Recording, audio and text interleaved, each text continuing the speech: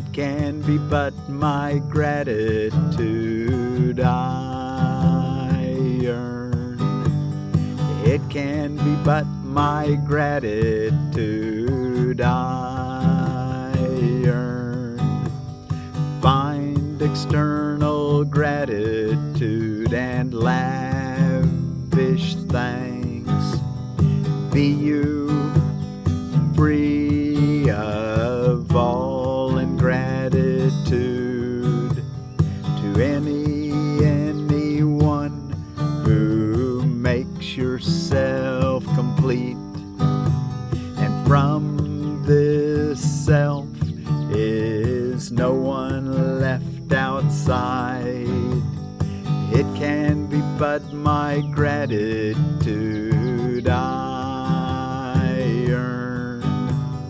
Earn now the gratitude you have denied yourself when you forgot the function God has given you.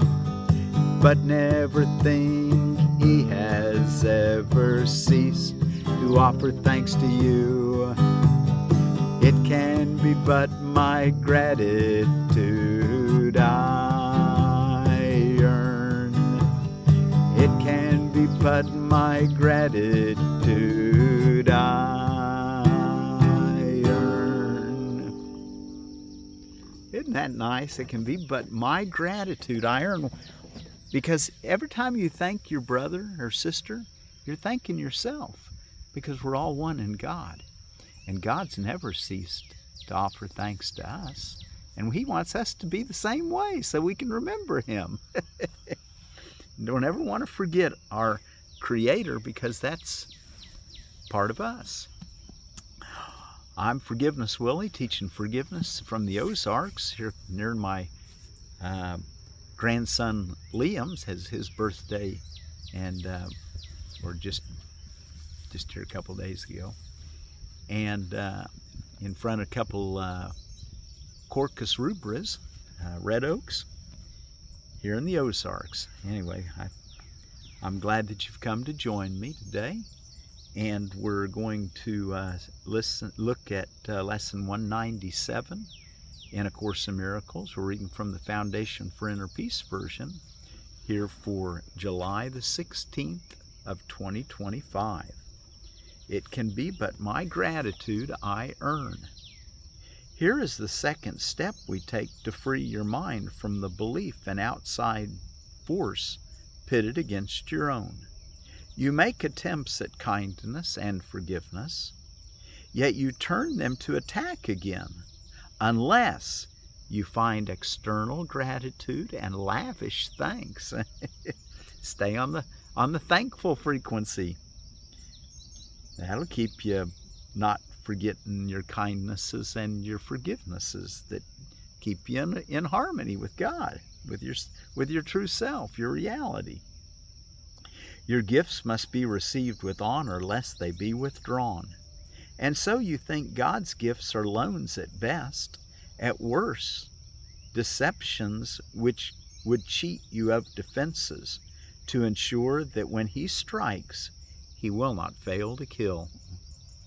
How easily are God and guilt confused by those who know not what their thoughts can do.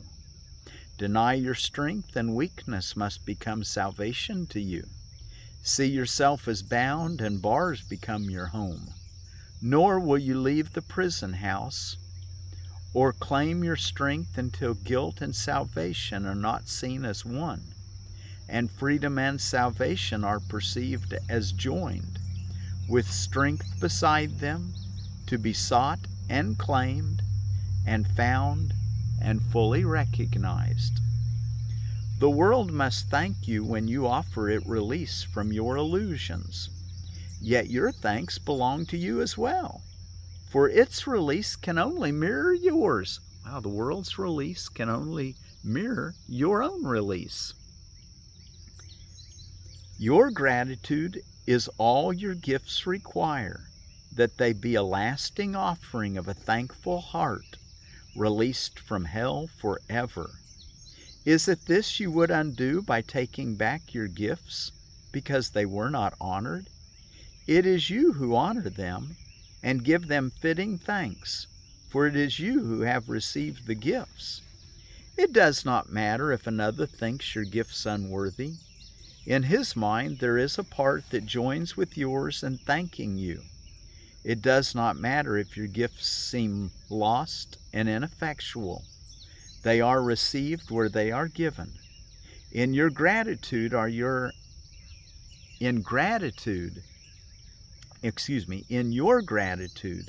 they accepted universally and thankfully acknowledged by the heart of God himself. Again, on those last couple sentences. It does not matter if another thinks your gifts unworthy. In his mind, there is a part that joins with yours in thanking you. Even if he doesn't realize it, there's a part in him that is thanking you for thanking him. It does not matter if your gifts seem lost and ineffectual. They are received where they are given. In your gratitude are they accepted universally and thankfully acknowledged by the heart of God himself. And would you take them back when he has gratefully accepted them? God blesses every gift you give to him, and every gift is given him, because it can be given only to yourself. And what belongs to God must be his own. Yet you will never realize his gifts are sure, eternal, changeless, limitless, forever giving out, extending love, and adding to your never-ending joy, while you forgive, but to attack again.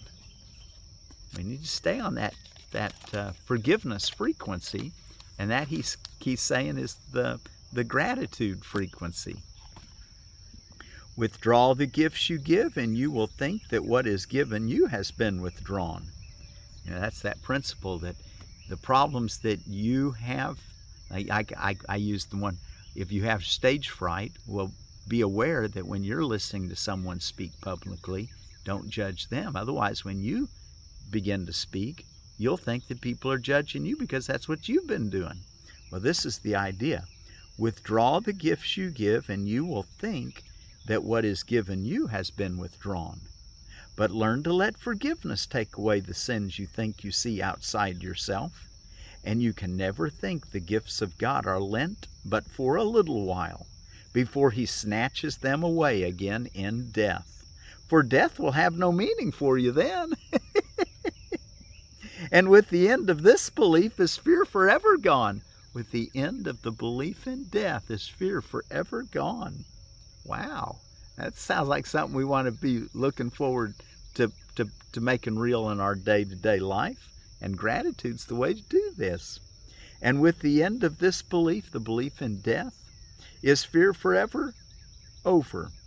Thank yourself for this, for he is grateful only unto God, and he gives thanks for you unto himself. To everyone who lives will Christ yet come, for everyone must live and move in him. His being in his Father is secure because their will is one. Their gratitude to all they have created has no end, for gratitude remains a part of love. Thanks be to you, the Holy Son of God, for as you were created, you contain all things within yourself. That true self, all things are contained within that true self. And you are still as God created you, nor can you dim the light of your perfection. In your heart, the heart of God is laid. He holds you dear because you are himself. All gratitude belongs to you because of what you are. You are God. You are God. As he said, in your heart, the heart of God is laid. He holds you dear because you are himself. All gratitude belongs to you because of what you are. Give thanks as you receive it. Be you free of all ingratitude to anyone who makes yourself complete. And from this self is no one left outside.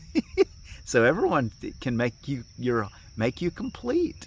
Don't let there be anyone that you can't be thankful for who they are, and even for what they're doing, because nothing can happen without your will. So be thankful that some wonderful lessons coming to you.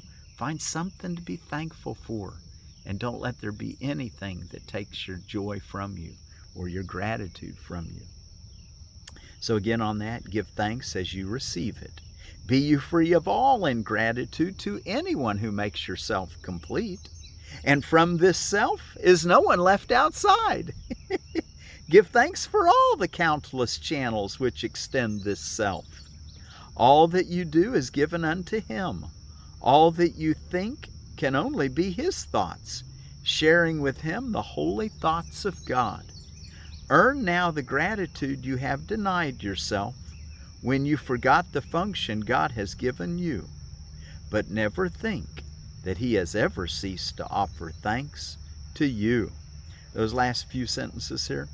All that you think can only be his thoughts, sharing with him the holy thoughts of God. Earn now the gratitude you have denied yourself when you forgot the function God has given you. Earn now the gratitude you have denied yourself when you forgot the function God has given you. But never think that he has ever ceased to offer thanks to you. So you can either tune into your reality and join God's thanking you by thanking all your brothers, or you can temporarily forget that, but it'll just be temporarily, because in reality it can't ever stop. You might as well wake up to what's reality. Okay, well, let's go take a look at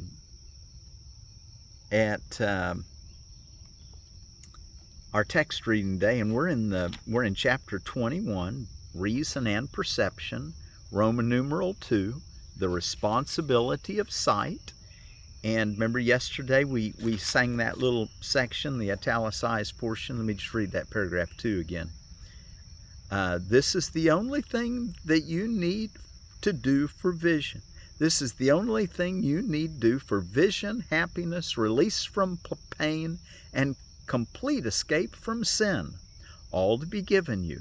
Say only this, but mean it with no reservations, for here the power of salvation lies. I am responsible for what I see.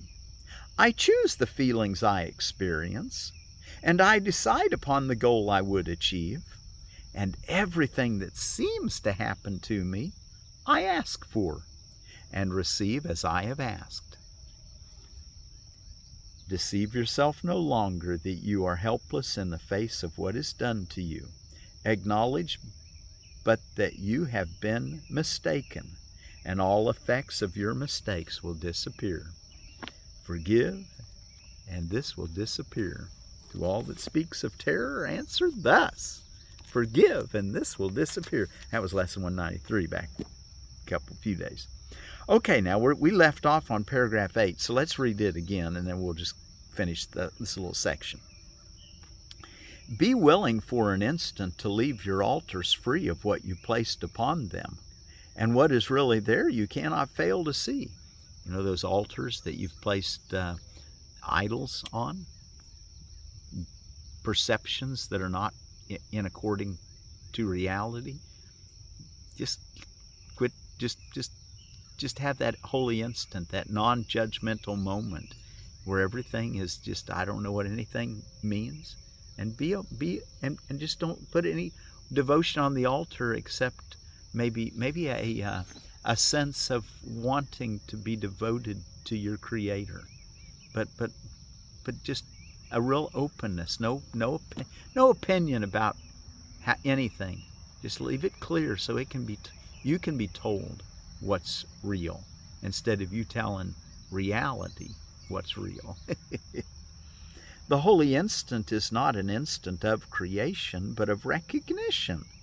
For recognition comes of vision and suspended judgment. Then only it is possible to look within and see what must be there, plainly in sight and wholly independent of inference and judgment. Undoing is not your task, but it is up to you to welcome it or not. So remember, that's what I'm trying to say. You don't have to conjure up what's real. Just don't have an opinion. Have an openness. The holy instant is not an instant of creation, but of recognition. For recognition comes of vision and suspended judgment. Then only it is possible to look within and see what must be there, plainly in sight and wholly independent of inference and judgment. Undoing is not your task, but it is up to you to welcome it or not. Faith and desire go hand in hand, for everyone believes in what he wants. Can we just want reality? Want the love of God? Want to be grateful for everyone? Paragraph 9. We've already said that wishful thinking is how the ego deals with what it wants, to make it so. There is no better demonstration of the power of wanting, and therefore of faith, to make its goal seem real and possible. Faith in the unreal leads to adjustments of reality to make it fit the goal of madness. The goal of sin induces the perception of a fearful world to justify its purpose. What you desire, you will see. And if its reality is false, you will uphold it by not realizing all the adjustments you have introduced to make it so. Isn't that something? Paragraph 10. When vision is denied, confusion of cause and effect become inevitable. The purpose now becomes to keep obscure the cause of the effect and make effect appear to be a cause. This seeming independence of effect enables it to be regarded as standing by itself and capable of serving as a cause of the events and feelings its maker thinks it causes. Earlier we spoke of your desire to create your own creator and be father and not son to him. This is the same desire. That's what we call the authority problem. The son is the effect, whose cause he would deny. And so he seems to be the cause producing real effects. Nothing can have effects without a cause, and to confuse the two is merely to fail to understand them both. 11. It is as needful that you recognize you made the world you see as that you recognize that you did not create yourself. They are the same mistake. Okay, what's the same mistake?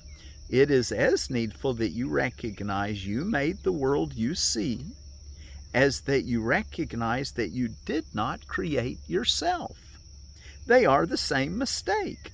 Nothing created not by your Creator has any influence over you. And if you think what you have made can tell you what you see and feel and place your faith in its ability to do so, you're denying your Creator and believing that you made yourself. For if you think the world you made has power to make you what it wills, you are confusing Son and Father, effect and source. We're the effect. God's the source. The Son's creations are like his Father's, yet in creating them, the Son does not delude himself that he is independent of his source or his Father. His union with it, his source, his union with it is the source of his creating. Apart from this, he has no power to create, and what he makes is meaningless. It changes nothing in creation, depends entirely upon the madness of its maker, and cannot serve to justify the madness. Your brother thinks he made the world with you. Thus he denies creation. With you he thinks the world he made him. Thus he denies he made it. And the last paragraph finishes this section, 13. Yet the truth is, you and your brother were both created by a loving Father who created you together and as one. That's why we want the at-one-ment, the atonement. We want to realize that that's why we want to give gratitude, so that we don't separate ourselves further from our brothers and sisters, but where we embrace them and recognize that God is worth thanking in them. Namaste is the concept used in Sanskrit or India. Many yogis, it's namaste. You know, I see the Creator in you, and I honor that. That's a sense of gratitude. Yet the truth is, you and your brother were both created by a loving Father who created you together and as one. See what, in quotes, proves otherwise, and you deny your whole reality. Wow, we've spent a lot of time thinking we need to protect ourselves from each other and avoid each other because it might hurt our feelings, or worse, in our minds, hurt our bodies. But that's totally a misunderstanding. It's worshiping an idol on that altar to God. See what, in quotes, proves otherwise, and you deny your whole reality. Let's back up. Yet the truth is, you and your brother were both created by a loving Father who created you together and as one. See what proves otherwise, and you deny your whole reality. But grant that everything that seems to stand between you and your brother, keeping you from each other and separate from your Father, you made in secret, and the instant of release has come to you. All its effects are gone, because its source has been uncovered. Wow, catch that. This is why we want to take those quiet times. You know, I'd encourage you 15 minutes or even longer, but at least 5 minutes, he says he wants us to take. And he wants to do that twice a day, morning and evening, and then an hourly remembrance throughout the day. But we need these quiet times so that we stay in tune with what's real. All its effects are gone because its source has been uncovered. And it is its seeming independence of its source that keeps you prisoner. This is the same mistake as thinking you are independent of the source by which you were created and have never left. Okay, since I want to read that last paragraph one last time, or one more time now. Yet the truth is, you and your brother were both created by a loving Father who created you together and as one. See what proves otherwise, and you deny your whole reality. But grant that everything that seems to stand between you and your brother, keeping you from each other and separate from your Father, you made in secret, and the instant of release has come to you. Wow. All those things that we've been doing unconsciously, that's what I see means by in secret. We haven't been letting our right hand know what our left hand is doing. We've been trying to control reality, make this seem real and that not be real, and we've deluded ourselves.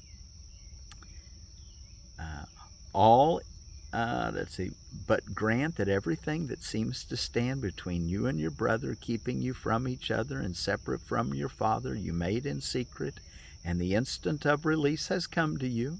All its effects are gone because its source has been uncovered. It is its seeming independence of its source that keeps you prisoner. This is the same mistake as thinking you are independent of the source by which you were created and have never left. Okay, that's our reality, one with God. Now let's keep it alive in our consciousness by today giving gratitude to everyone that we think of.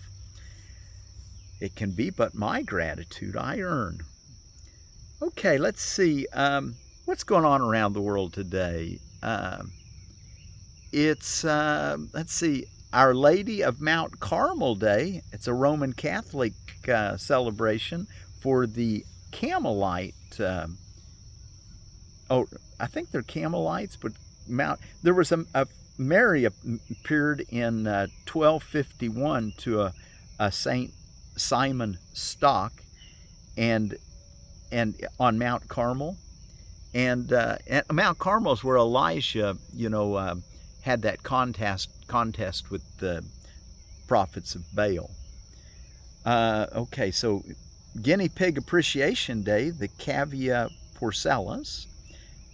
Fresh Spinach Day, the Spinacia oleracea. Personal Chef's Day. Take a Poet to Work Day. World Snake Day. There's 517 genera of snakes around the world and 3,700 species on all continents except Antarctica is what it said. And let's see, and out of edible landscaping, we've got another pear. Now we're into a European pear, a Pyrus communis, and it's the Potomac pear, introduced in 1993 from Kearneysville, West Virginia, USDA station. Potomac is a high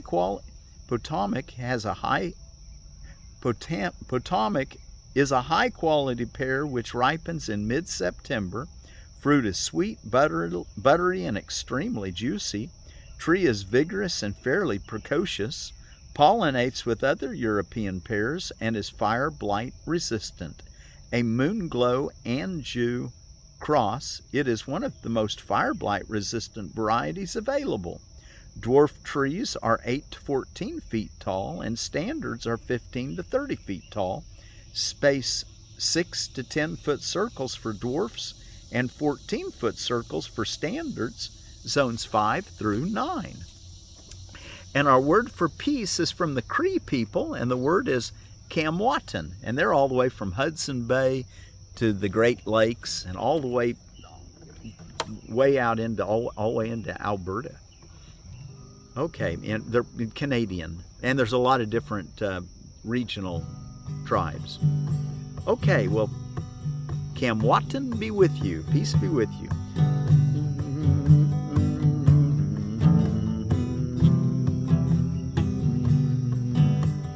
It can be but my gratitude I earn. It can be but my gratitude I earn. Find external gratitude and lavish thanks. Be you free of all ingratitude to anyone who makes yourself complete. And from this self is no one left outside. Earn now the gratitude you have denied yourself when you forgot the function God has given you. But never think He has ever ceased to offer thanks to you. It can be but my gratitude I earn. It can be but my gratitude I earn.